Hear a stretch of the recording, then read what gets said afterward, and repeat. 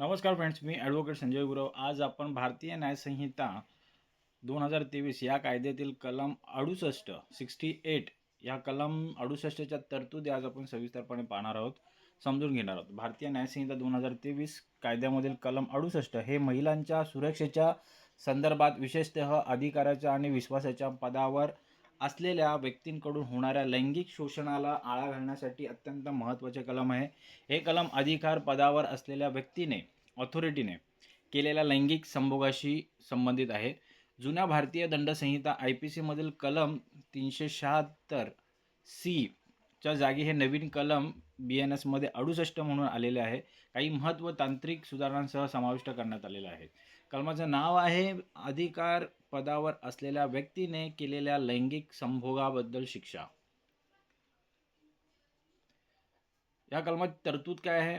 जो कोणी एखादा लोकसेवक, पब्लिक सर्वंट किंवा कारागृह, रिमांड होम किंवा तत्कालीन अंमलात असलेल्या कायद्यान्वये स्थापन करण्यात आलेल्या इतर कोणत्याही कोठडीच्या ठिकाणाचा किंवा महिला व बाल संस्थेचा अधीक्षक किंवा प्रभारी व्यक्ती किंवा रुग्णालयाच्या व्यवस्थापनातील किंवा रुग्णालयाचा कर्मचारी असलेले व्यक्ती आपल्या अधिकृत पदाचा ऑफिशियल पोझिशनचा गैरफायदा घेऊन आपल्या ताब्यातील, व्यवस्थापनातील किंवा हाताखालील सबऑर्डिनेट असलेल्या कोणत्याही महिलेला स्वतःशी लैंगिक संबंध ठेवण्यास प्रवृत्त करेल किंवा भुलवेल आणि असा लैंगिक संबंध जर बलात्काराच्या गुन्ह्यात मोडत असेल तर त्याला कोणत्याही एका वर्णाच्या कडक सश्रम कारावासाची शिक्षा दिली जाईल, जी 5 वर्षापेक्षा कमी नसेल, परंतु जी 10 वर्षापर्यंत वाढू शकते आणि तो दंडासहही पात्र ठरेल.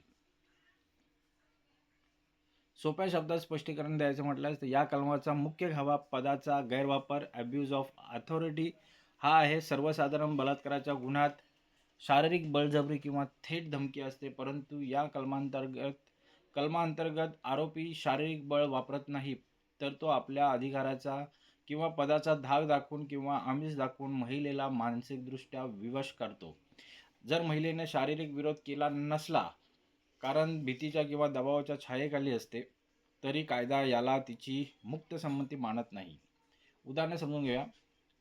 पोलीस कोठडी. एक पोलीस अधिकारी, लोकसेवक लॉकअपमध्ये असलेल्या महिला आरोपीला जामीन मिळवून देण्याच्या किंवा केस सौम्य करण्याचे आमिष दाखवून तिच्याशी शारीरिक संबंध प्रस्थापित करतो. येथे शारीरिक बळ वापरले नसले तरी पदाचा गैरवापर झाल्यामुळे कलम 68 लागू होईल. उदाहरण 2 ब. रुग्णालयाचा वॉर्डन किंवा डॉक्टर तिथे उपचारासाठी दाखल असलेल्या किंवा असहाय्य अवस्थेत असलेल्या महिला रुग्णाचा किंवा नर्सचा तिचा असहाय्यतेचा फायदा घेऊन लैंगिक छळ करतो, तर हे या कलमाअंतर्गत गुन्हा मानला जाईल. आता एक कलम का बरं अस्तित्वात आलेलं आहे? सरकारी कार्यालय, तुरुंग, रुग्णालय किंवा रिमांड होम ही अशी ठिकाणे आहेत जिथे महिला संरक्षणासाठी किंवा नाईलाजास्तव येतात. अशा ठिकाणी असणाऱ्या प्रमुखांकडे प्रचंड अधिकार असतात. जुन्या काळात जर एखाद्या उच्च अधिकाऱ्याने हाताखालील महिलेचे लैंगिक शोषण केले तर तो न्यायालयात महिलेने विरोध केला नाही, तिची संमती होती असा युक्तिवाद करून सुटायचा. अधिकाराच्या दबावामुळे महिला विरोध करू शकत नव्हती. ही पळवाट बंद करण्यासाठी आणि संस्थात्मक शोषणापासून महिलांना वाचवण्यासाठी हे विशेष कलम कायद्यात आणले गेले आहे. कलमाचे महत्त्व आणि उद्दिष्ट काय? उद्दिष्ट काय तर कार्यस्थळी, वर्कप्लेस आणि सरकारी खाजगी संस्थांमध्ये महिलांच्या लैंगिक शोषणापासून रक्षण करणे. महत्त्व काय? ते हे कलम हे सिद्ध करते की दबावाखाली असलेली संमती ही कायद्याच्या नजरेत संमती नसते. जर एखादी व्यक्ती अधिकाराच्या पदावर असेल ती तिच्यावर असहाय्य महिलाच्या संरक्षणाची मोठी जबाबदारी असते. त्यांनी या विश्वासाला तडा दिल्यास कायदा त्यांच्यावर सामान्य नागरिकापेक्षा जास्त कडक कारवाई करतो. लॅटिन सिद्धांत काय? लॅटिन मॅक्झिम काय या कलमासंबंधित? तर या कलमाचा थेट संबंध फिड्युशियरी रिलेशनशिप, विश्वासू नातेसंबंध आणि फॉल्स डेमॉन्स्ट्रेशिओ या संकल्पनेशी आहे. तसेच क्वी फिसिट पर एलिवन फिसिट पर से च्या अनुषंगाने अधिकाराचा गैरवापर करणे हे मेन्सरिया गुन्हेगारी हेतूचे सर्वात मोठे लक्षण मानले जाते, कारण आरोपीला माहीत असते की समोरची महिला आपल्या पदाच्या दबावामुळे नकार देण्याच्या स्थितीत नाही आहे. तर या कलमाचे उल्लंघन, शिक्षा आणि उपाय काय आहेत ते समजून घेऊया. उल्लंघन, व्हायलेशन कसं होऊ शकतं या कलमाचं?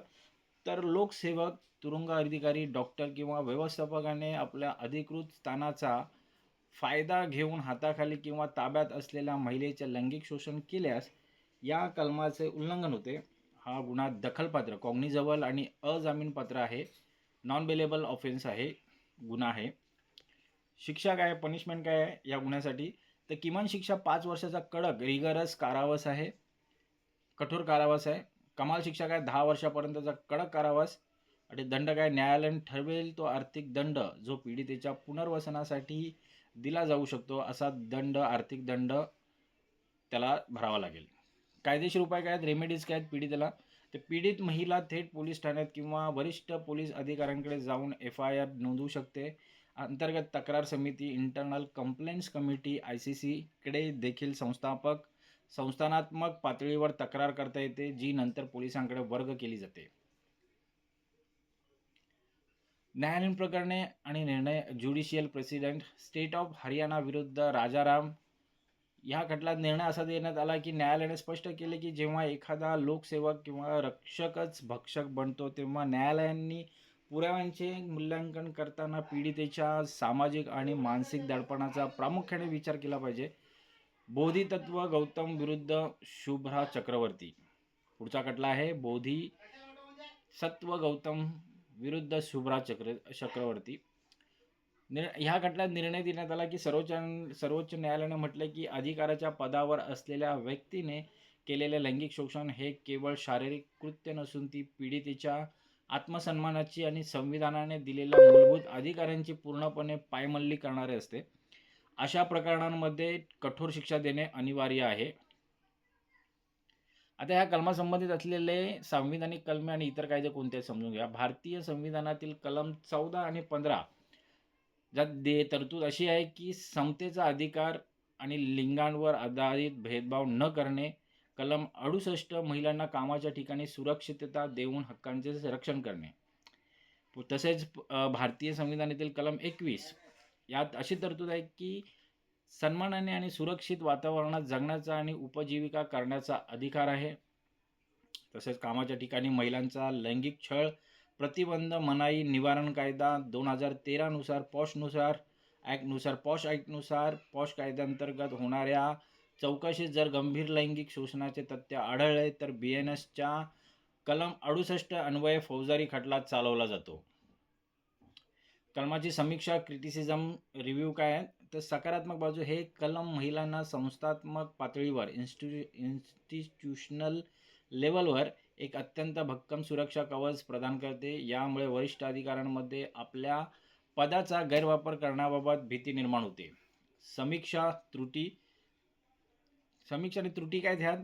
तर काही कायदेतज्ञांच्या मते या कलमाची व्याप्ती केवळ सरकारी कर्मचारी, तुरुंग, रुग्णालयांपुरती मर्यादित न ठेवता ती खाजगी कॉर्पोरेट सेक्टरमध्ये वरिष्ठ व्यवस्थापक आणि मुख्य कार्यकारी अधिकारी CEO यांच्यासाठीही तितक्याच स्पष्टतेने लागू करायला हवी, कारण तिथेही अशा प्रकारच्या शोषणाचे प्रमाण मोठे आहे.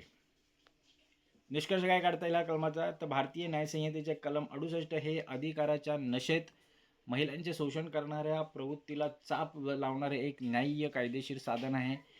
हे कलम स्पष्ट संदेश देते की तुमचे पद कितीही मोठे असले तरी ते तुम्हाला कोणाच्याही असहाय्यतेचा गैरफायदा घेण्याचा परवानगी देत नाही. कायद्याचे रक्षक किंवा समाजातील जबाबदार घटक जेव्हा स्वतःच्या पदाचा गैरवापर करतात तेव्हा भारतीय कायदा त्यांना मरेपर्यंत किंवा दीर्घकाळासाठी तुरुंगात धाडण्यास मागेपुढे पाहत नाही. तर मित्र, आज आपण भारतीय न्यायसंहिता कायद्यातील कलम 68 या कलमाच्या तरतुदी आज आपण चांगल्या प्रकारे समजून घेतलेल्या आहेत.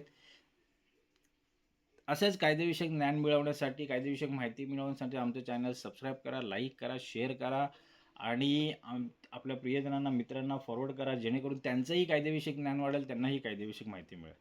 तर आज आपण इथंच थांबूया. धन्यवाद.